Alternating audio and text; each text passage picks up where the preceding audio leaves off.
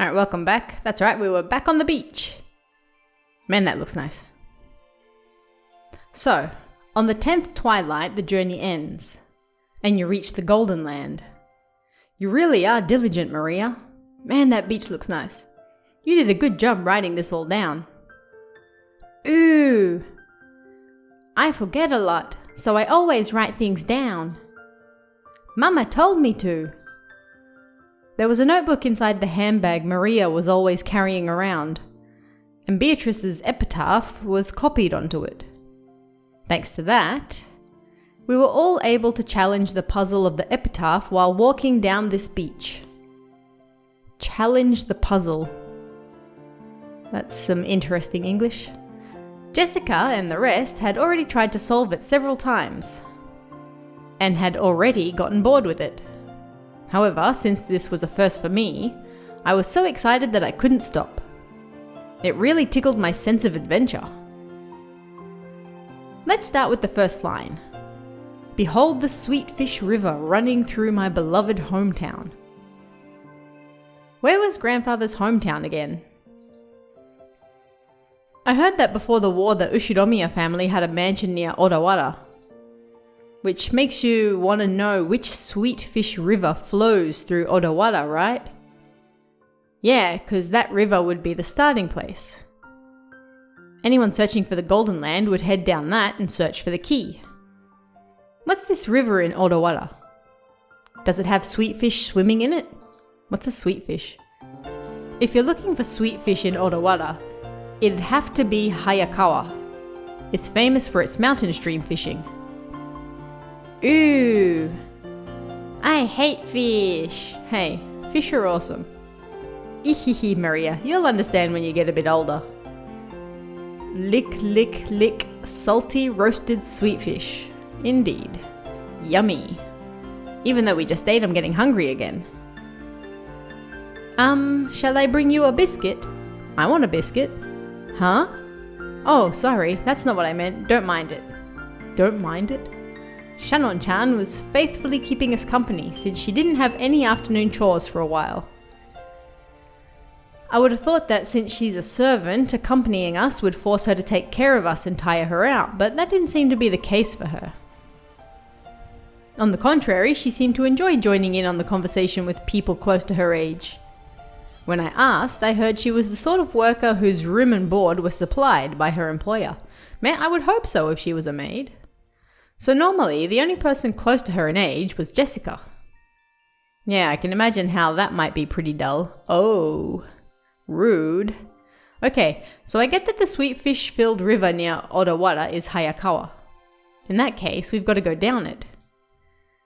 Do you find anything if you head down Hayakawa River?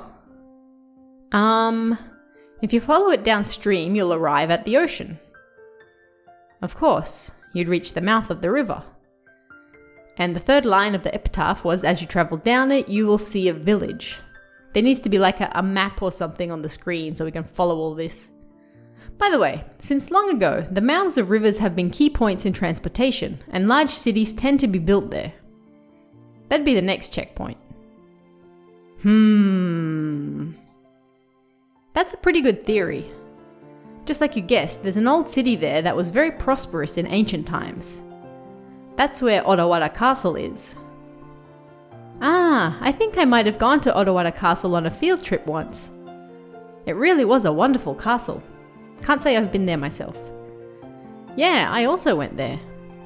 Even though I live in a Western-style house, it's true that Japanese people feel calmer with a Japanese layout. Ooh, castles are boring. Excuse you, child. Theme parks are better. Ooh. I see, okay. If we find the gold, the great Battler-sama will generously reserve a whole theme park for a day and let you play in it. Ah yes, very generous. Still, Odawara Castle, huh? The hidden gold of Odawara Castle. Oh ho! It's actually starting to sound pretty good. Ha ha ha ha ha. Well, we figured out that much 2 years ago. You're a bit slow. The village down the river where the sweet fish swim in Odawara. We figured it was probably somewhere near Odawara Castle. The problem is the next line. Okay, Let's see where Battler's strange reasoning can take him. Jessica grinned broadly. She seemed to be implying that she would have solved the puzzle long ago if it was that easy. Surely all of them would. Damn it. I'll definitely find it and keep it all for myself. Good luck. The fourth line. In that village, look for the shore the two will tell you of. I don't know what it means by the two, but anyway, the shore. What does it mean by the shore? No, wait. Is there any place near there with shore or kishi in its name? I've heard there's a place called Sogakishi in Odawara. Huh?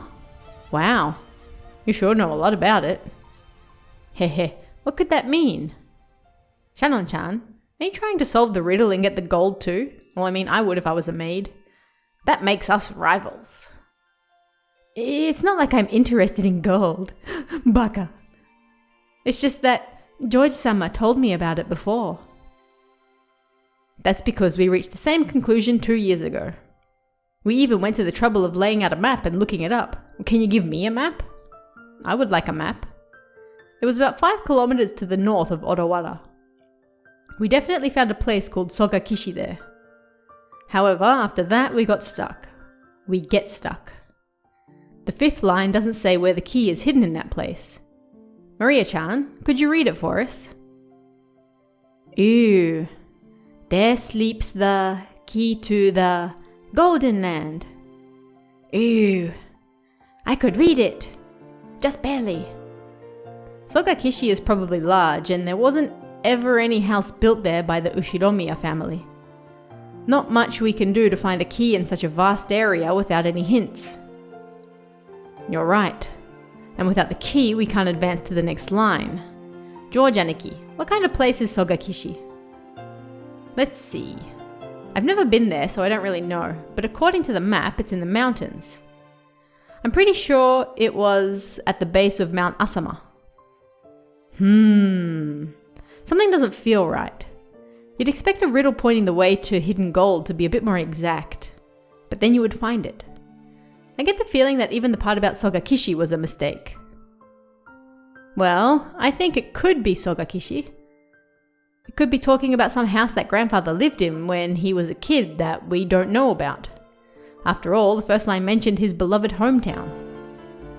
Shannon, you've served grandfather alcohol and stuff lots of times, right? Hasn't he ever talked to you about his past? Probably not. The master almost never speaks of the past. However, he talks of the Great Kanto earthquake as though it was someone else's story. Ooh. So he may have been living far away from the Kanto area. The Ushiromiya family may have been living in Odawara, but not all of the branch families were.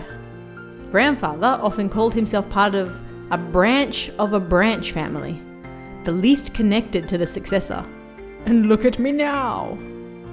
And that means the beloved hometown might not even be Odawara at all. I'd never heard anything about grandfather's hometown, and I doubt he'd actually tell me if I asked. If the so-called beloved hometown isn't referring to the Ushiromiya family's roots, then the Odawara theory is wrong from the beginning. Of course, this doesn't completely remove the possibility that it was Sogakishi. For example, perhaps he lived in Odawara when he was very young, and then moved far away later. Ooh. I don't understand what you're all talking about. Yeah, me neither. Ooh. Maria had been completely left out of the conversation, and she now sat puffing out her cheeks in boredom. So basically, if we can't even agree on the starting point for this dice game of gold, we're totally stuck. But wait, there's more. After the first 5 lines, the thing we end up finding is a key, right? Even if you don't have a key, it's always possible to bust through a door. What? Can't we just skip the first 5 lines and start figuring out the rest? Probably if you want to die. Oh, I hadn't thought of that. Oh well, we're just wasting time anyway. Let's hear the rest of Battler's reasoning.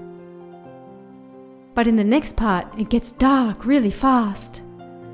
Shannon-chan frowns slightly. After looking back at Maria's notebook to recall what was written there, yeah, I was forced to agree. On the first twilight, offer the 6 chosen by the key as sacrifices.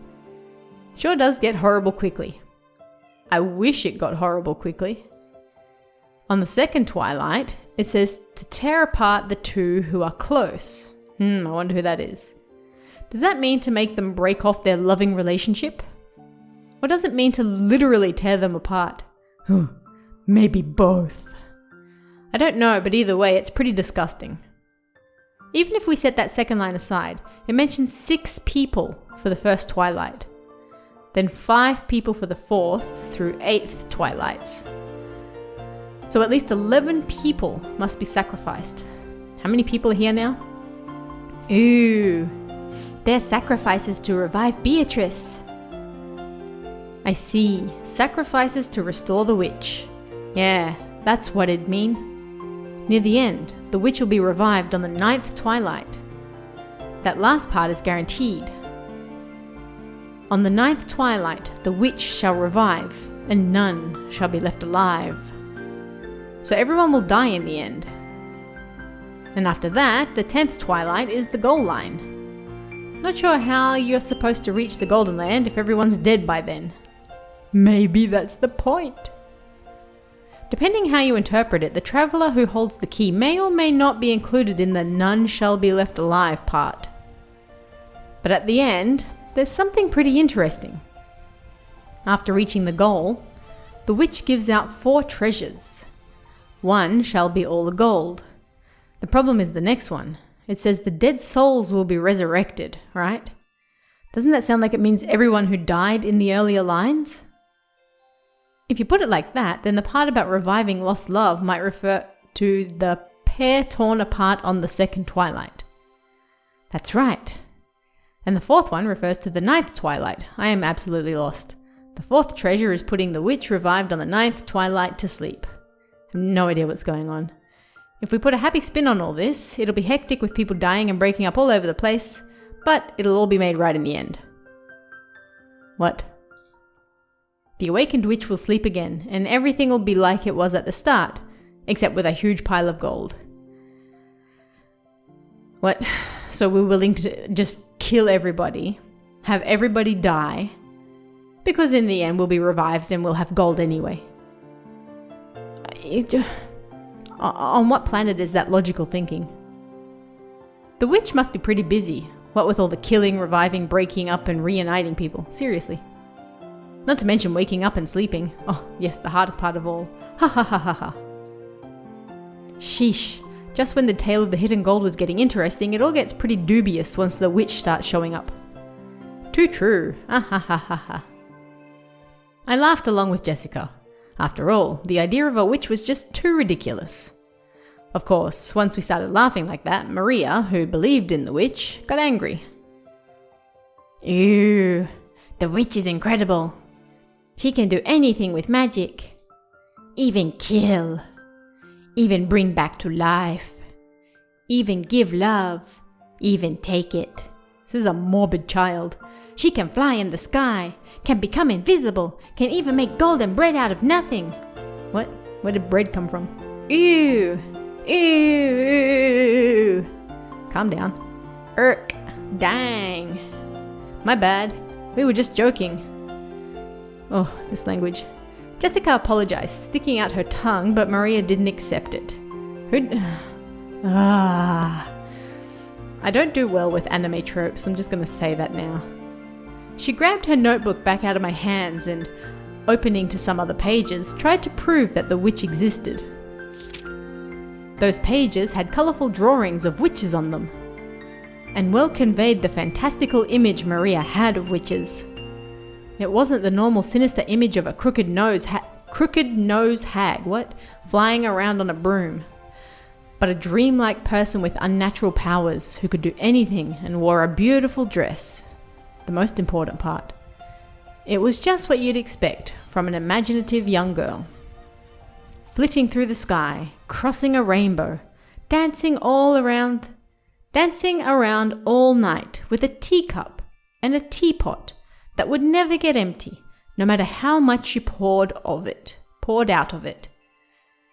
With a flourish of her staff, the stars in the sky would become candy and pour down. That sounds horrifying.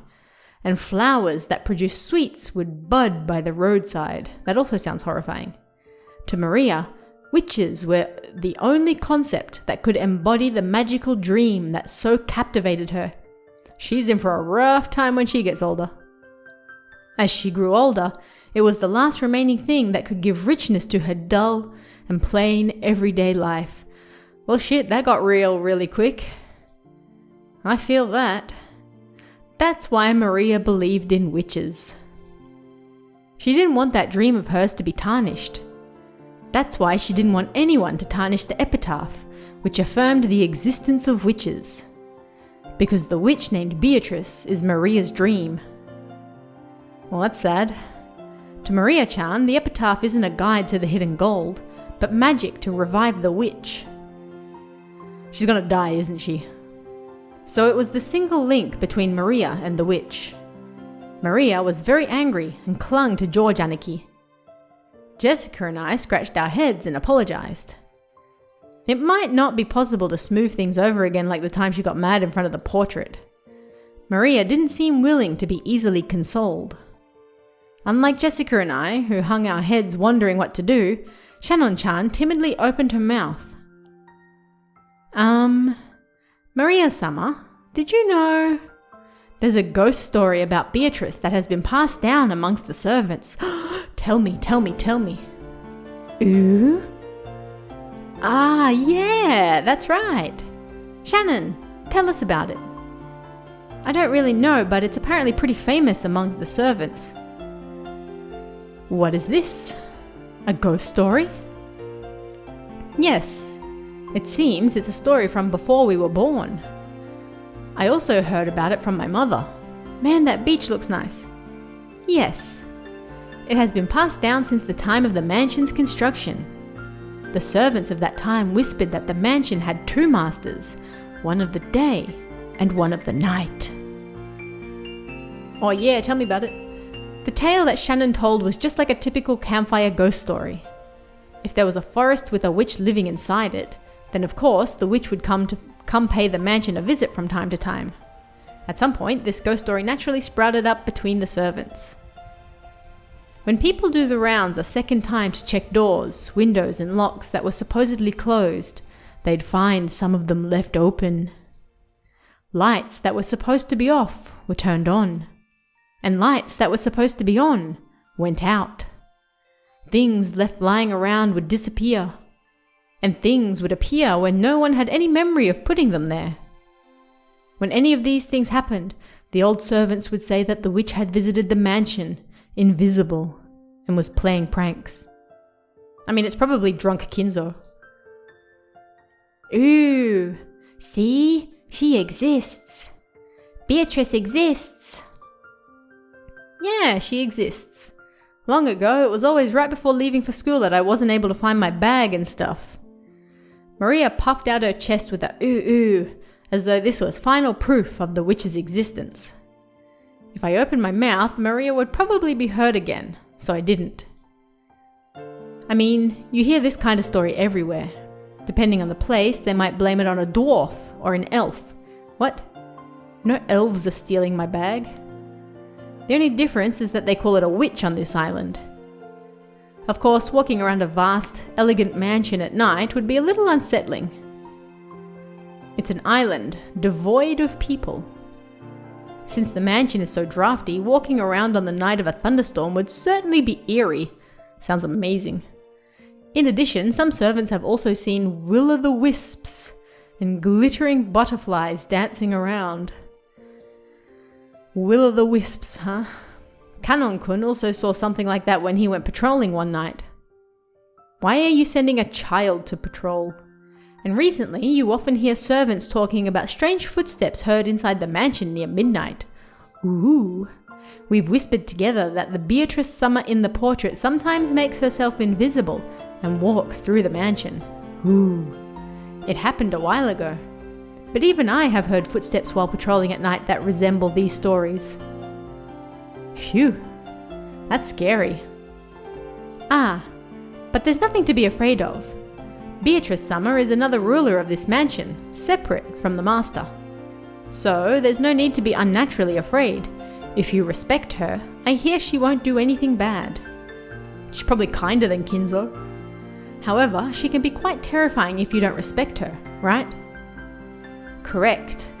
I've heard that just before I began working here, someone who spoke badly about Beatrice Summer fell down the stairs and quit after receiving a large injury to their back. Get wrecked.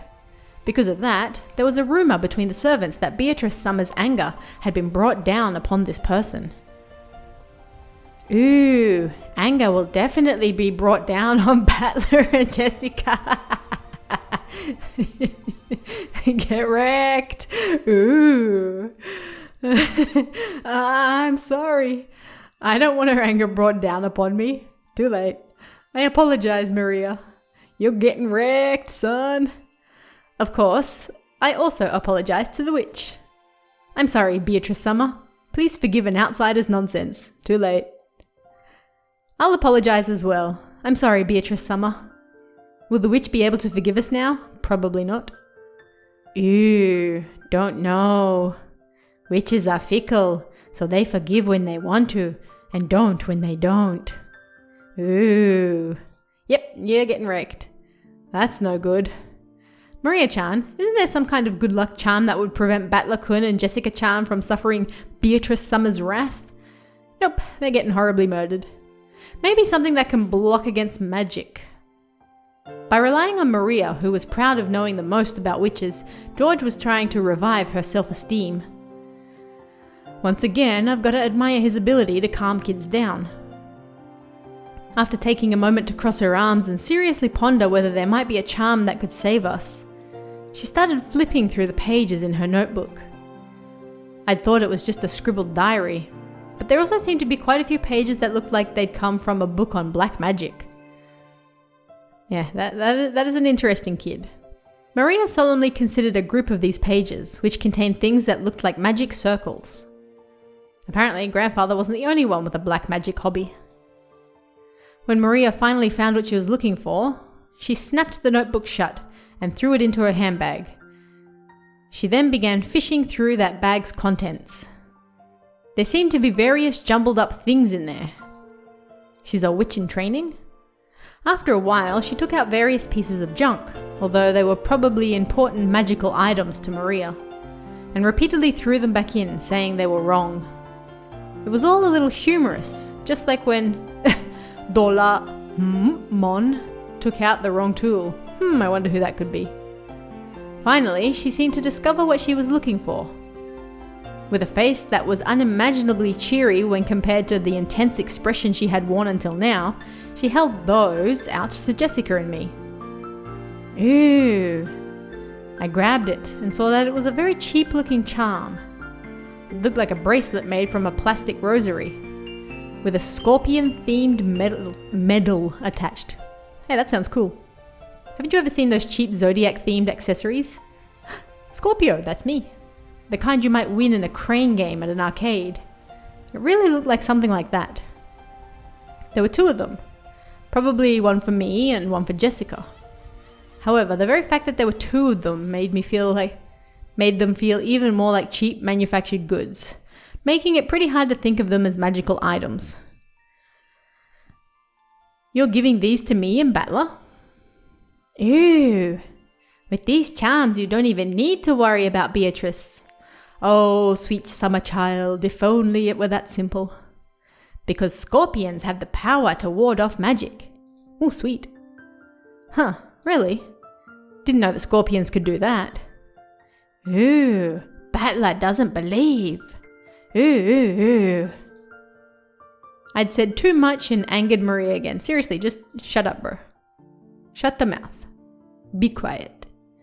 Maria took out her notebook again, pointing out various pages as she went on and on about how the scorpion had such incredible holy power that it had been used in magic-repelling magical circles since ancient times.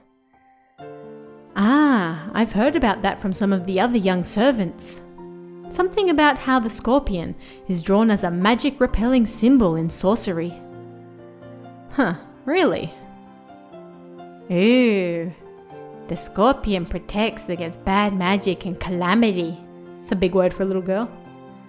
An emerald brings peace to the heart. Therefore, its effects are twofold. Ooh. It's true.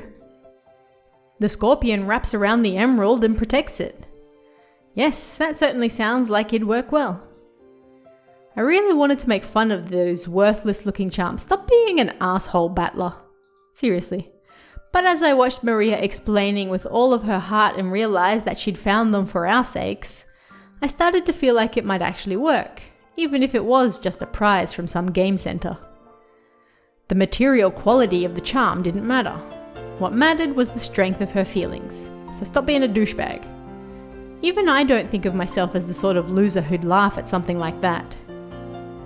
Okay, thank you. I apologize to Beatrice-sama, but even if I do end up getting cursed, I'll be safe now thanks to Maria's charm. Right, Jessica? Yeah, that's right. Thanks, Maria. Ooh. Wear it on your arm when you want your heart to be at peace. Put it in your wallet and your money won't decrease. Oh, can I have one?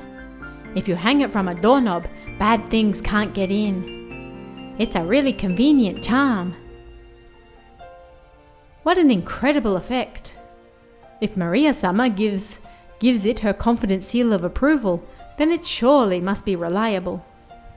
Shannon-chan clapped her hands together, and Maria stuck out her chest. She was totally in a good mood again. It's probably best if we let her lead the conversation a bit longer, if it'll keep her in such a good mood. Come to think of it, she looked a bit bored when we were getting excited about the hidden gold, probably because she couldn't keep up. She wasn't the only one. While eating the cookies Kumasawa-san had baked, Jessica and I asked Maria this and that about black magic. Maria happily chatted away in response to our questions. Each time, George Aniki and Shannon-chan would act surprised or chime in. The clouds in the sky grew darker and darker, but we cousins really enjoyed communicating freely after a year of separation.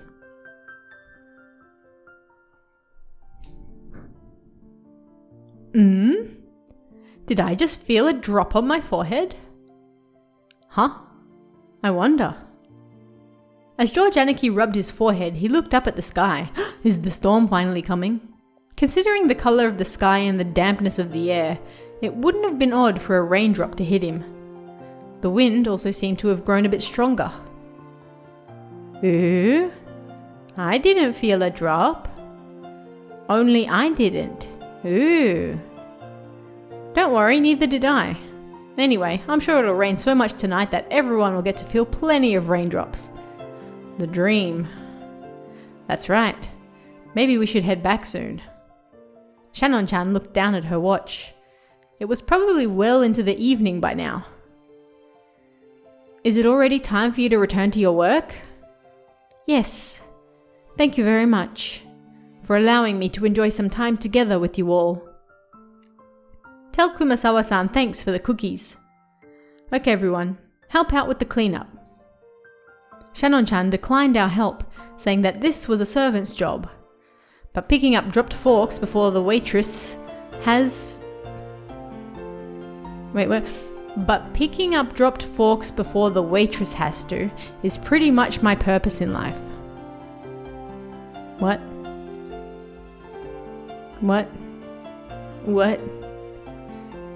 We folded up the blanket, gathered up the trash, and helped clean everything up.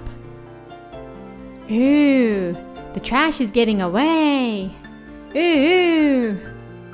She sounds like a car revving. I won't let it escape. I'll grab it before Maria does. Ooh, I'll grab it. Ooh. Maria, don't get your shoes wet. You'll get in trouble. What is the point of going to the beach if you can't even get your shoes wet? To Maria, chasing after some trash sent flying by the powerful winds was just another game. By the time we finished, the wind was blowing pretty strongly. Probably a good time to head back. You've all helped me out a lot. Thank you very much. It looks like you're really out of time. It's okay if you head back first. George Anarchy perceived from her hurried appearance that very little of her free time was left. Genji-san's very strict about time. If you don't show up where you're supposed to be at the right time, I bet he'll be pissed. We'll see you later.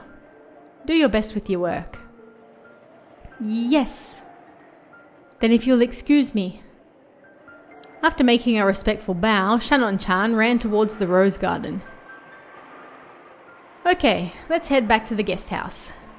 We can watch TV or something and relax a little. Ooh, wanna watch TV. Wanna watch TV, ooh. Then it's decided. Let's all head back and watch TV together. Maria, who wasn't done having fun, agreed once television was mentioned. We climbed up the gentle stairs and returned to the rose garden.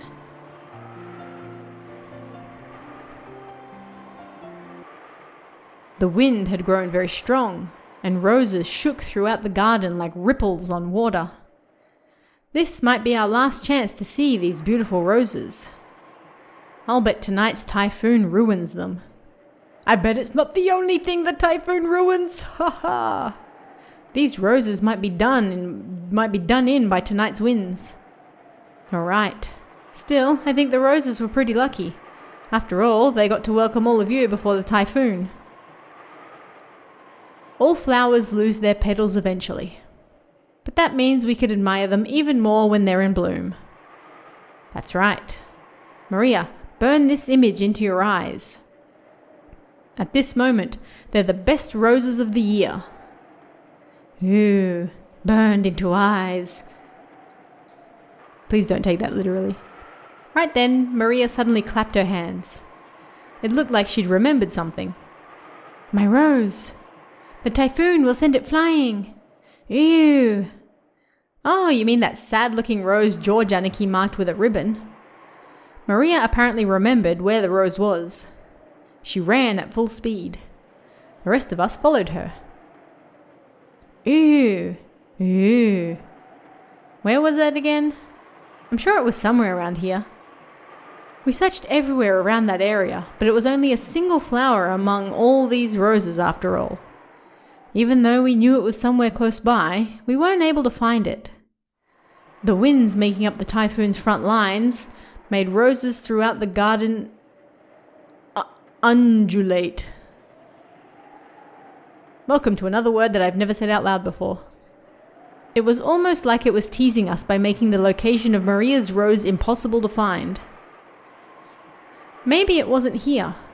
Let's try spreading out a bit in our search. Wait. I've seen the anime. Some of the anime. I've seen like a couple of episodes of it, and I feel like I've seen this part in the anime. Sounds good. Let's go for strength in numbers. What's up, Maria? As we made to split up and search, Maria tugged on my jacket with an unhappy face. You could tell that she didn't want us to leave that spot.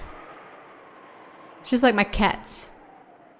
When they see something, even though I don't see it, they know it's there and they will refuse to move. What is it? What's wrong? Ew, my rose is here. It's here. But it's actually not, right? Maybe it was on the other side of the flower bed. If we all look, we'll find it fast, okay? Ew, it's here. My rose is here. Look for it. Look for it. Ew. Maria stomped her feet in irritation. She pointed at that spot and said it was definitely there, but in actuality it wasn't. Even so, Maria got mad when we said we were going to search elsewhere. We were at a loss for what to do. For a while, we had to stay near Maria and pretend to search through that rose thicket. Ew, ew, not here, not here, not here, ew. Maybe she's saying that it should be here, but isn't. Maria became increasingly irritated. Oh man, Maria's really losing her temper. Sometimes Maria starts to really care about really pointless stuff.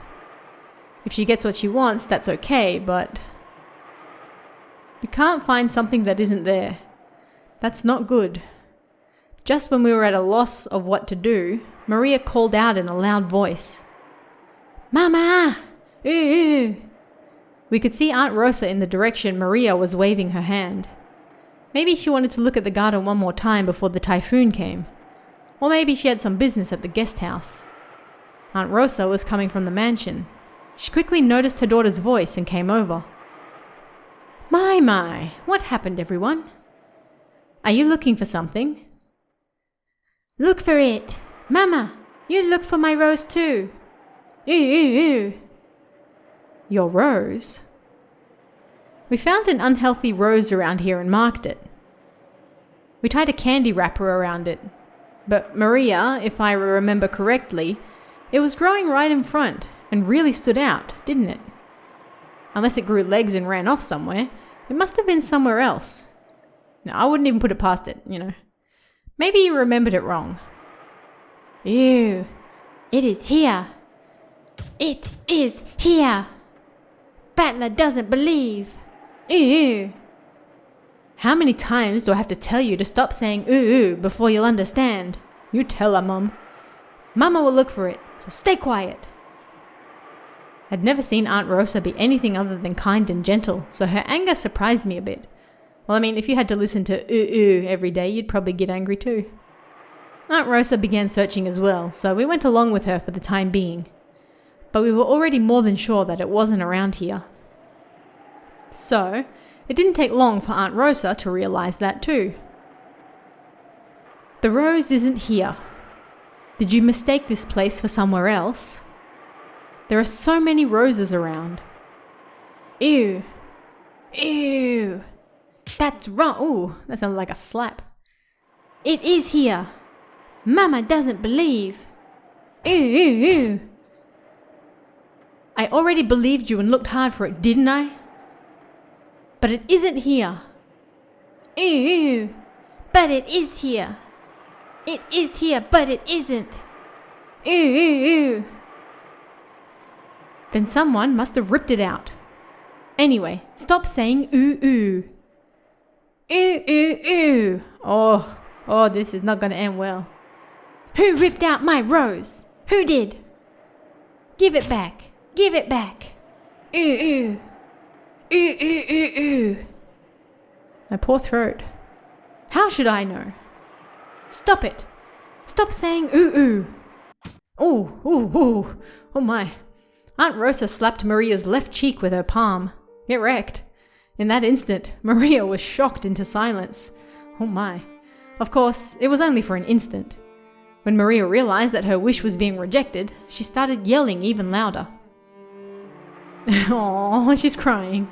Ooh, ooh, my rose, my rose. Ooh. Didn't I tell you to stop that weird habit? That's why all the kids in your class make fun of you. Oh.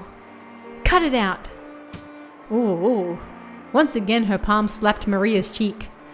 Damn, this family. This time, she didn't go silent. She choked as she started crying and began to bawl in an increasingly loud voice. Aw, I feel bad. Aunt Rosa was clearly irritated and lifted her hand once more to try and shut her daughter up. Woman, calm down. Aunt Rosa, now, she's just a little kid. There's no reason to get so serious. I tried to cut in with a bitter smile, rubbing my hands together. But Aunt Rosa glared at me with a serious face. You're going to get shanked, boy. And I realized that I should have stayed out of this. I'm sorry, but could the rest of you go back to your room for a bit? I need to have a little talk with Maria. Ooh, that's not good. Ooh. Nobody believes in my rose, even though it was here. Ooh. Look for it. Look for it. Here, it was here. Ooh. But it's not here. So you must have confused this place for somewhere else, right? Ooh. It is here. It's definitely here. Ooh. Then it disappeared. Give it up. Damn. Why? Why did it disappear? Why? Ooh. I don't know that. So stop saying ooh ooh. Oh, oh, oh, oh, oh. Aunt Rosa once again raised her hand, overcome by emotion, and slapped Maria's cheek. Man, she slapped her into next week. She's gone. It was strong enough to knock Maria over. Damn, woman, control yourself. Hey, Aunt Rosa, child abuse. Even if she is your daughter, violence isn't the answer. I stepped between them to protect Maria, who was still on the ground, crying ooh ooh. I would be too. I knew that as an outsider, problems between parent and child were none of my business. But I wasn't brought up to just silently observe something like this. Don't you think it's weird, Battler-kun? Are there any girls at your school who mutter ooh ooh? Well, to be fair, pretty sure the girls at Battler's school aren't like 10 years old. How old is Maria even? Like 8? Well, I am in high school. There you go. But for an elementary schooler, I think saying ooh ooh is pretty cute.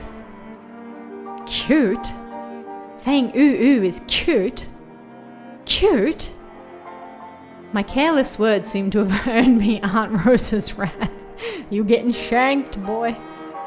She grabbed my collar with a terrifying expression. You're gonna get slapped too. Don't say such nonsense. Do you know how old Maria is? No. She's 9. Calm your titties, woman. She's a 4th grader. Not a kindergartner. But she still makes that sound during class. Don't you get it? Oh, she's going off. Do you know what they say about this kid when they bully her? Thanks to this weird habit, she still hasn't made a single friend. Well, kids are assholes. Don't turn your eyes from reality and carelessly call Maria cute. Damn, if she's not growing up with some trauma. Think more seriously about this kid's future. With parents like these... I told you. Oh, stop making that sound. Stop slapping her. Didn't I tell you to stop it? Oh, calm down.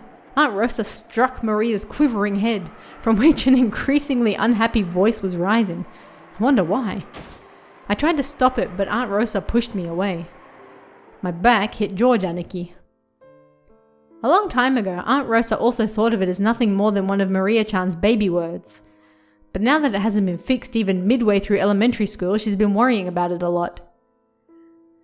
How she talks isn't really that big of a deal, right? She'll never make it as an adult if she's like that. So even though it isn't fun to watch, this is a problem between parent and child. Pretty sure you shouldn't just stand by and watch the mother slap her daughter to the ground. But that's just me. Well, even I get chewed out by mum all the time because of how I talk. When they put it that way, maybe even a scene as painful as this isn't something an outsider like me should butt in on.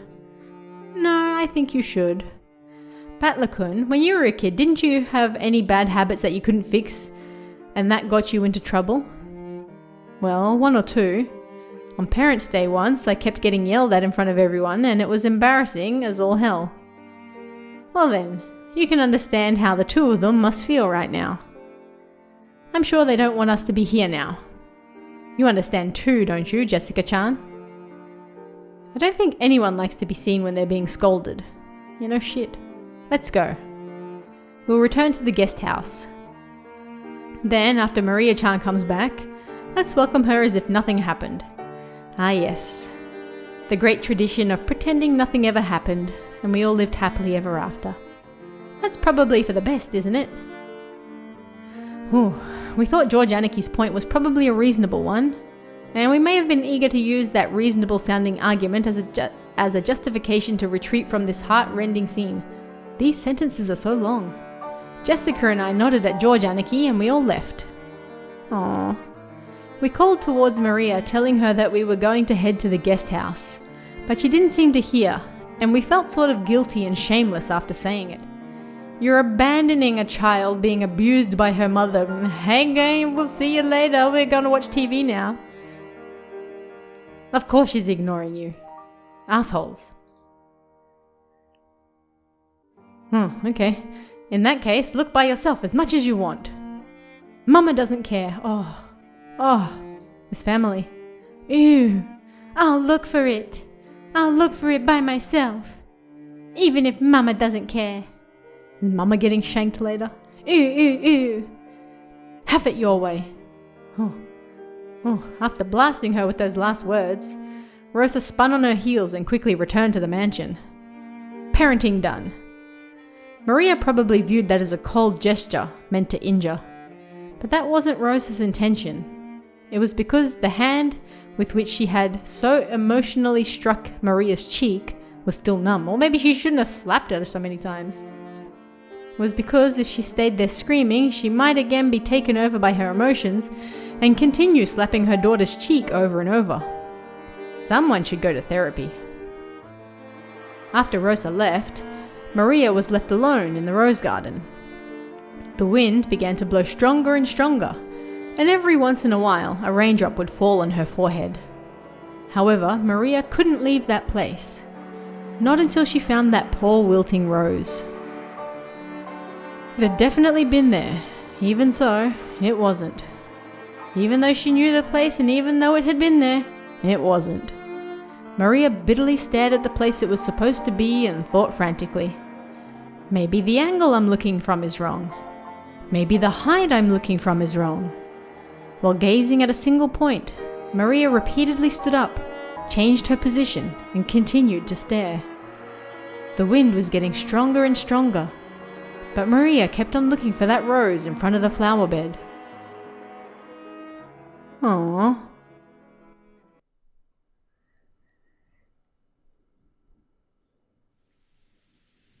And it's raining.